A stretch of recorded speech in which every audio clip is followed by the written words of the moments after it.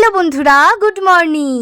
আজ এসেছি তোমাদের সামনে একটা শপিং ব্লগ নিয়ে। না একদমই আমার শপিং না, কারণ আমার কেনাকাটা তো অনলাইনেই হয়ে গেছে। কার সাথে যাচ্ছি সেটা দেখতে হলে পুরো ভিডিওটা দেখতে হবে। ফাইনালি কিছুক্ষণ অপেক্ষা করার পর টোটোতে উঠে পড়লাম। সকালে বৃষ্টি হওয়ায় আজ ওয়েদারটা খুব ঠান্ডা ঠান্ডা মিষ্টি ওয়েদার। হ্যাঁ ঠিকই ধরেছো, এনার শপিং এর জন্যই আমার আসা। জানো তো, ছোট থেকেই আমার প্রত্যেকটা ফ্রেন্ড আমার সাথেই শপিং এ যেত, কারণ আমি বার্গেনিংটা ভালোই করতে পারি। দেখো, ওখান থেকে জুতো কিনে সরাসরি চলে এলাম কসমোতে। এসে এখানে একটা ড্রেস ভালো লেগে গেছে, তাই ট্রায়ালের জন্য নিলাম।